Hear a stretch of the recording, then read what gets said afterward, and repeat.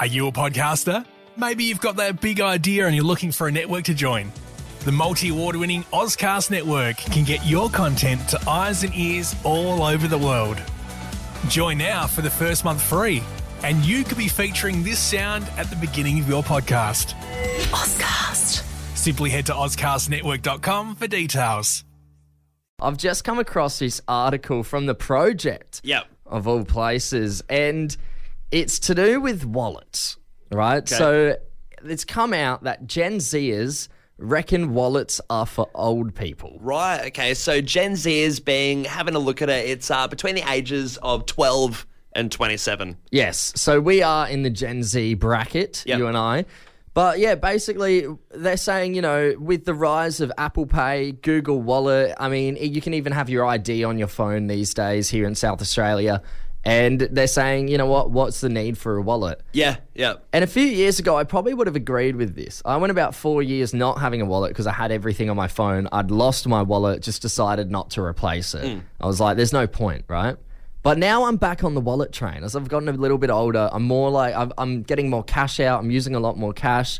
I've got more cards that I can't be bothered store. Yeah, it's more of a hassle for me to go store these cards on my phone now than it is just putting the cards in a wallet. Right. Isn't it interesting, though, the cycle? Because when you're a kid, you get a wallet, and this is really exciting. Yeah. You got your first wallet. You get your Velcro Rip Curl wallet. You go from the Velcro wallet as a kid to getting the leather wallet as you're a little bit older, and you're like, wow, this is very grown up. This is very cool. I've got the leather wallet. And then you go through the cycle of, hey, I don't want a wallet. And eventually, as you get older, you want one back. So I didn't have a wallet for a while either, and I was just using the phone because mine broke. So I didn't see the point of getting a new one either. It wasn't compelling to get a new one because, like you said, you do have your ID, you have Apple Pay, you have everything on your phone, so it wasn't necessary.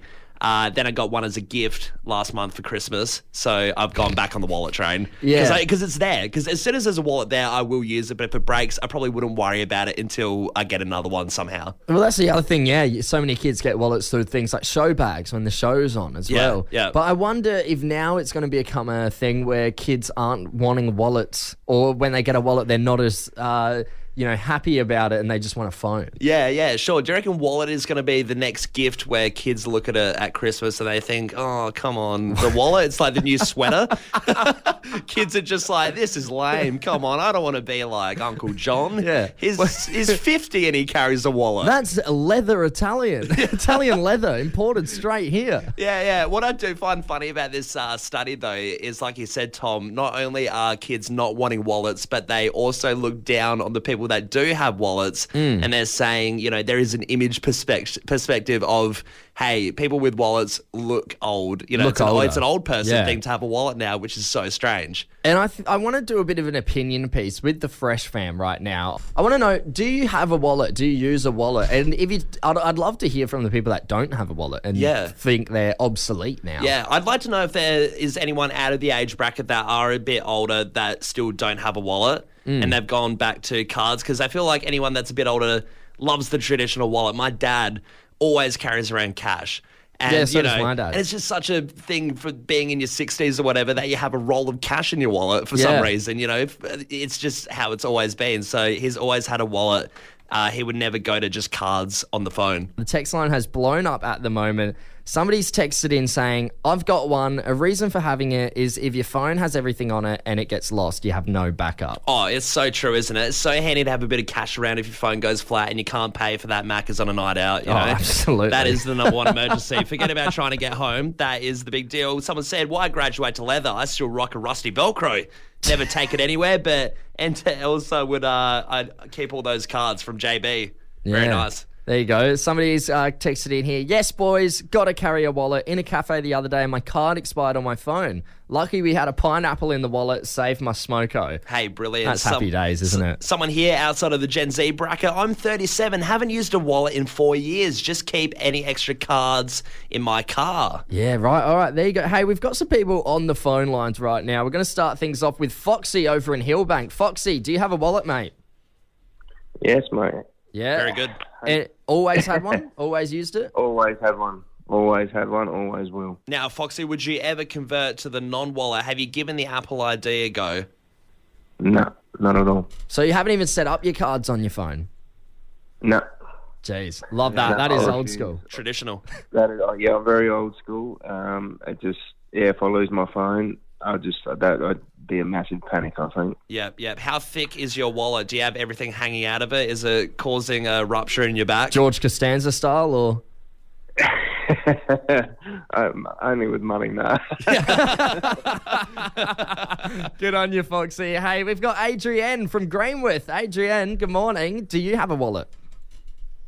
I do have a wallet, but I will not take it out with me if I don't have to. I hate carrying things. So I've got all my stuff on my phone.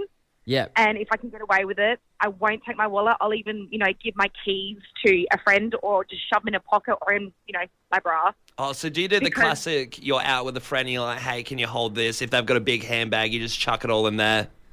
100%. If I can get away with as much responsibility, I will definitely do that. But there's definitely been times where it's, didn't realise how late, you'd be out and about. Yeah.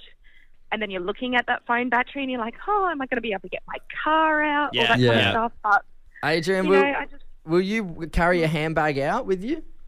No. Nah. Yeah. Even like when I take my kids out and all that kind of stuff, I'm like, nope, find a drinking fountain, put your hands underneath the tap. I'm not carrying your drink bottles anymore. Yeah. I'm not carrying this. You've got pockets. They're like, give me their snotty tissues. I'm like, no, you have your own pockets. You do it. Yeah. The only thing I worry about giving my stuff to somebody else to carry is that I'll forget it and then they've just taken my stuff home for the night in their handbag. Yeah, but that's okay because, we're all friends here. You're going to get it back. Yeah, it's in a safe spot, I guess. You do know where it is. Hey, thanks so much for calling up, Adrienne. We appreciate it. All good, guys. Let's wrap things up here. We got Craig, Kidman Park. Craig, mate, do you use a wallet? Definitely not. Definitely not. No, okay. You don't. And are you in the Gen Z bracket? Definitely not. Craig, tell us, how would you feel if some punk kid sees you on the street and you hear them whispering, geez, that guy's got a wallet. He must be pretty old. How would you react? Well, he doesn't have one. I wouldn't care because I don't have one. Yeah. Well, it's good you don't. You don't have to experience such a thing. So, Craig, do you use you use all the phone apps? You've got your Apple ID, your Google Wallet all set up? No, I use my pockets, mate. Money and cards in my pocket. Oh, Yeah, loose. Okay. Oh, wow. So loose. Yeah. Loose cash around. That's even more insane. Yeah, have you ever lost any? Are you a culprit to losing a bit of cash? All the time. On a windy day? All the time. I pull out the pocket, some of it goes. I bet your bank is really sick of you, Craig. Yes. Callum, it's no secret the two of us are quite wary of technology, right? Yep. Specifically AI. We see videos of them discussing how they would exterminate humankind.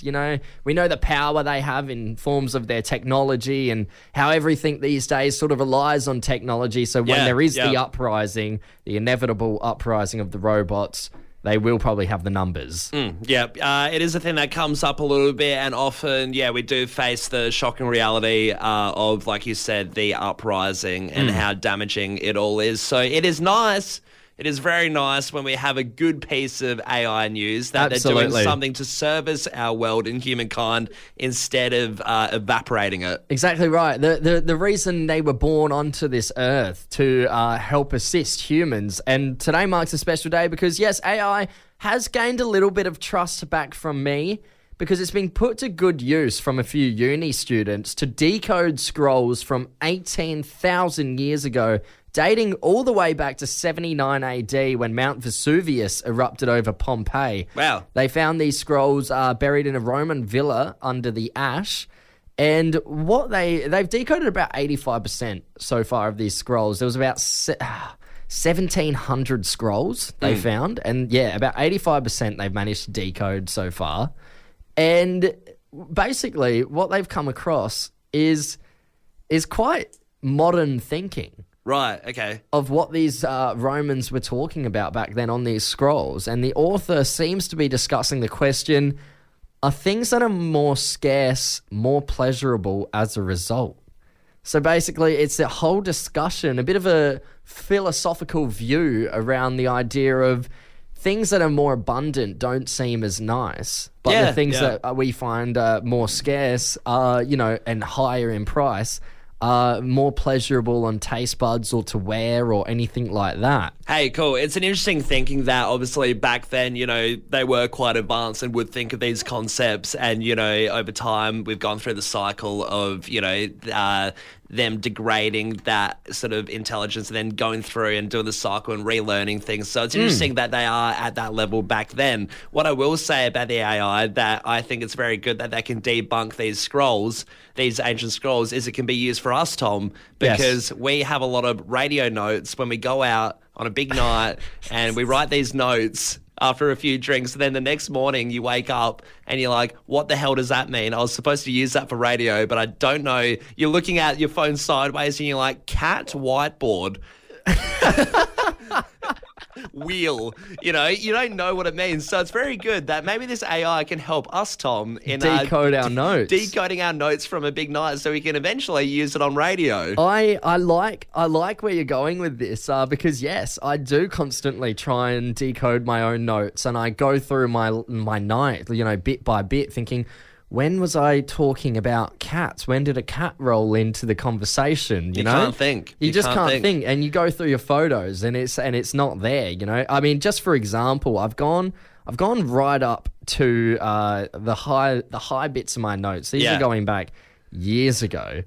And I'll try and decode this right now live on air for you. We'll see if I can. Wait, you're going to challenge the robot? I'm going to see if I can challenge the robot. I don't know if that's a good idea. Robot listening. overlords, if you're listening, Tom doesn't mean it. He's just goofing around. No need to. I will serve you when the time comes, our robot overlords. No need to whip us with your wires. We're just having a laugh. We're not trying to step on your crunchy metal toes. Here's a note, okay?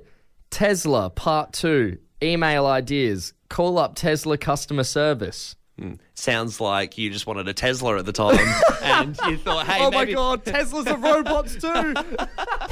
Callum, I've loved cooking ever since I was young, right? Cooking on a Sunday with Mum from my own recipe book used to be one of my favourite things. And then even at school, I did food tech from like year 7 all the way through to year 12. Yeah. And now as an adult, even at the end of a long day, some people are like, oh, I have to cook dinner. I kind of look forward to, what am I going to make tonight, SpaghettiOs or or baked Fruit beans Loops. on toast. Yeah. No, I love going through sitting there for about half an hour to an hour, just going through recipes, being like, what looks nice? What am I going to make? It is fun. It can be very therapeutic. Like you said, come home from work, sit down, plan everything. And so it's not too bad at all. And, everyone has their own rules with cooking. Yeah. Everyone does stuff differently. You sort of take things in stride. You cherry pick what people tell you to do. I like how you're sounding so polite about it, and you're talking about the rules pretty willy-nilly, pretty carefully. But if anyone's actually been in a kitchen with you, they would know you're a bit of a tyrant, and they know that you can go a bit insane in there. You don't like other people messing up the rules in the kitchen. Look, I don't like to cook with other people in the kitchen, no. I've heard apparently you've yelled at someone to get out. I have. From time to time. Well, when... Sometimes, that's a story for another time. That person is useless in the kitchen. they're a rare exception that they shouldn't be around any flames or... Asking me how I should cut an onion. Just get out, I'll do it, okay? That's the point where I lose my cool. Sounds like a young Gordon Ramsay brewing. If radio doesn't work out, I'm going into the chef industry. I just want to yell at some people in the kitchen. Let me live my dream. But yeah, everyone has their own rules until, a so-called expert comes along and they debunk your truths.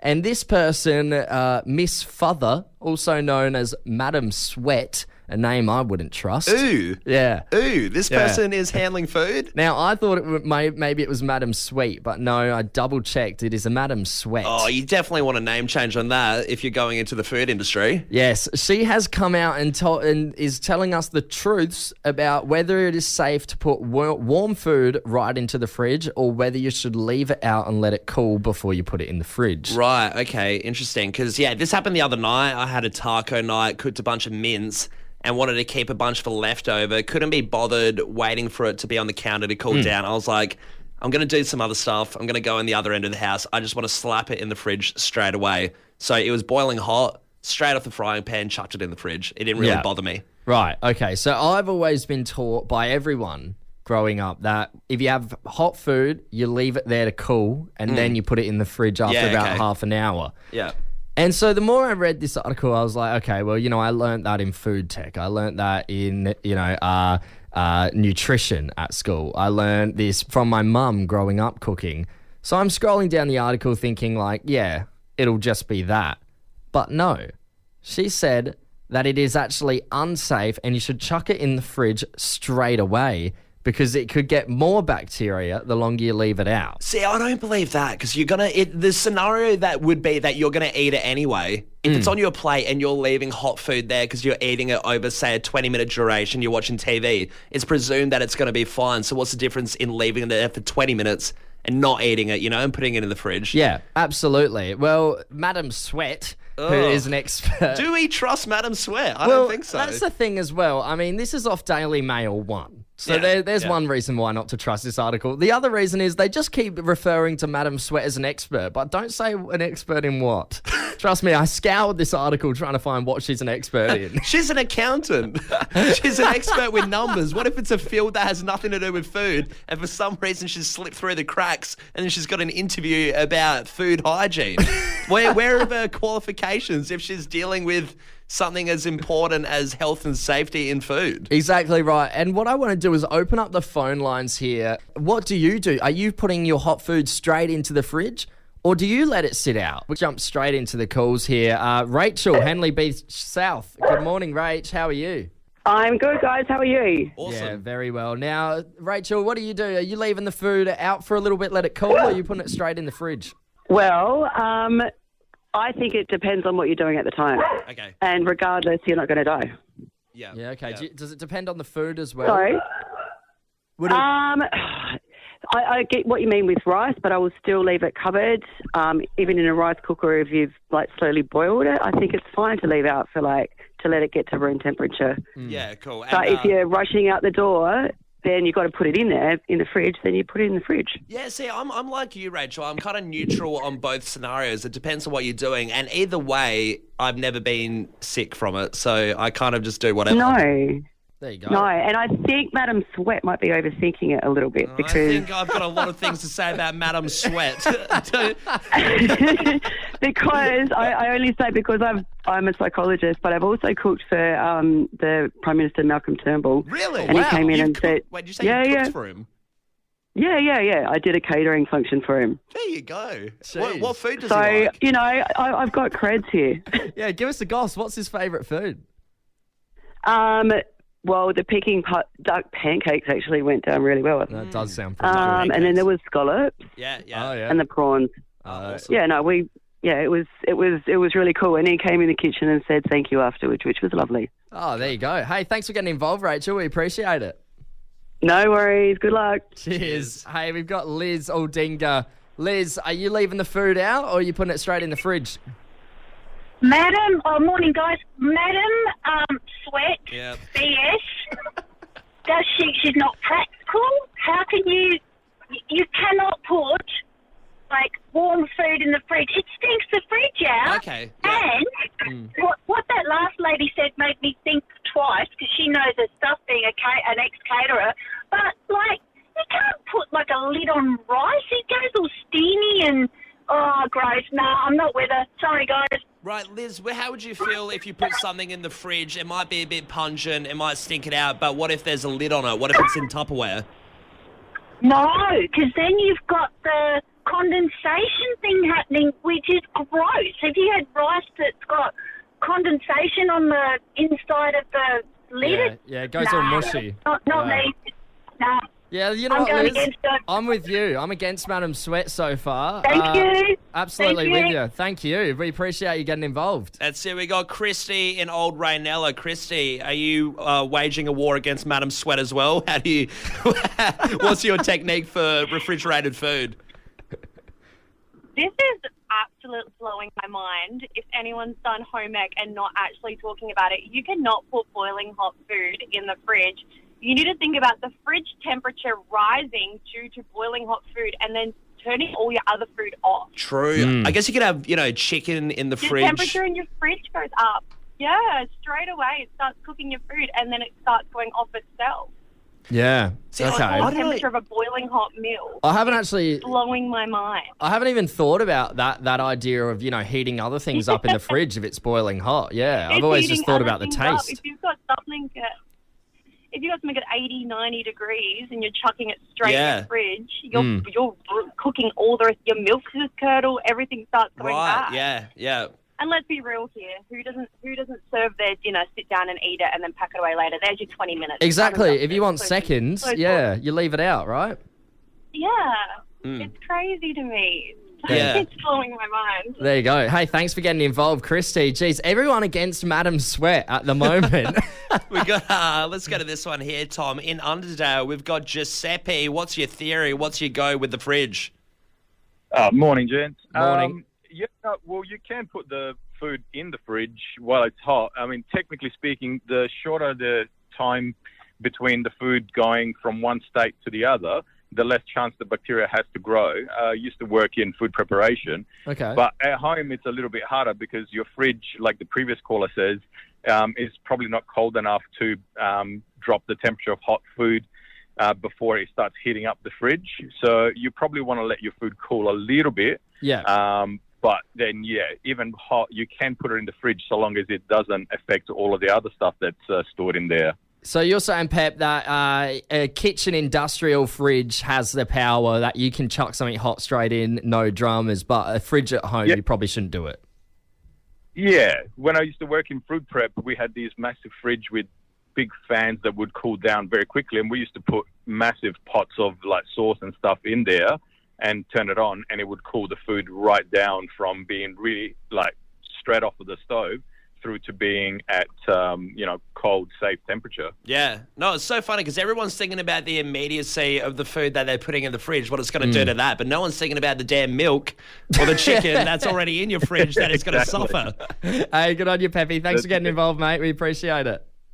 Cheers, gents. Bye. Cheers. Hey, let's wrap things up with Sam in Richmond. Sammy, are you leaving the food in or out? Yeah, man, I'm with the sweat lady. Ooh. You're with Madam Sweat, right? Okay. Yeah, you need to cool it down as quick as possible, mate. Yeah. Okay. So, and you haven't suffered from any consequences of putting the food in straight away? Has it ruined any of the other food in the fridge? Has it made you sick? Anything like that?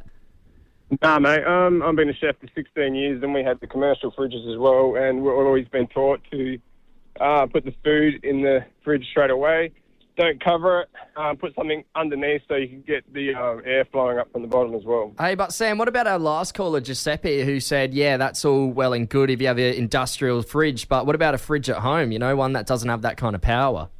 Well, obviously, just wait a little bit, maybe 5 or so minutes. But, the longer you leave it out, the bacteria is going to grow quicker. So you leave it in that temperature of around between, 15 to 30. That's the danger zone, and that's when the bacteria grows, so...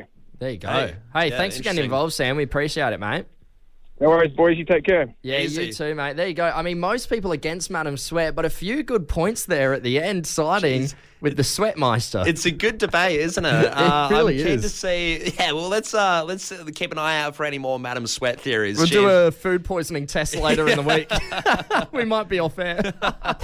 Tom, we put a lot of faith into doctors, but I think we put a lot more faith into people training to be doctors because, there's a lot of excitement behind it. They're the next generation. Exactly right. They're doing a good deed. They're studying a lot. And especially if they're one of your friends, you really do root for them. You've got a doctor in the friend group. And you're in the bleachers. Yeah, exactly Sign right. up. Yeah, you're watching them do their exams, their study, and you're pumped. And this goes for one of our mates, Yanni. But, it is also the burden of a medical student that you do get the troubles of people, wanting your advice and wanting help. And sometimes you're just like, come on, I'm studying. Well, both of us have messaged him prior, Yeah. To having issues, being like, hey, what do you think about this? Yeah. This on my nether regions. This abnormality in a spot that I usually wouldn't show friends. But seeing you're a medical professional, I will. I trust you. Yeah. He's seen a few unpleasant things, hasn't he? Yeah, truly. But yeah, one time as well when I was sick at a concert at Tame Impala and I was on the stairwell and I really wanted to go back into the concert and the security guard said, I don't recommend he goes back and watches it. And then you turned around and said, no, it's all good. He's with a doctor, which really originally pissed off Yanni because he said, "I'm not a doctor. Stop saying that. I'm in my third year of med Trainee. school." Yeah. But the skills were really put to the test the other night because I was at some pre-drinks, had a few drinks at my house, and had a few people over, and Yanni was expected to come a little bit later. But at the time, there was this girl, Riley, there, and it was a bit hot in the house. And she'd only had one drink, but she got up and starts to walk towards the back door and then faints. So she drops to the floor. Wow. Yeah, full on. When someone faints like that, you sort of... Sick or? Not sick, like not throwing up. Just I think she had sunburn that day, like heat stroke. Mix it with a bit of drinking, mix it with a hot room, and she just felt a bit woozy and sort of rolled against the door. Anyway, when she came to it, I said, "Don't worry, there's a medical student coming." And then what I find very funny though is that as soon as Yanni arrives, we tell him and we say, "Yanni's here, Yanni's here." He comes through the lounge room and we're like, "What do we do?" Around the neck. Yeah, well, what do we do, Doogie Howser? What do we do? and then Yanni comes through and he's like, "Oh, have you put her on a couch? Just get her to put her feet up." And I'm like, is this what they pay you people? This is what they pay you doctors to say, "Hey, put your feet up." I could have told you that. Yeah. Are you a podcaster? Maybe you've got that big idea and you're looking for a network to join. The multi-award-winning Ozcast Network can get your content to eyes and ears all over the world. Join now for the first month free, and you could be featuring this sound at the beginning of your podcast. Ozcast. Simply head to ozcastnetwork.com for details.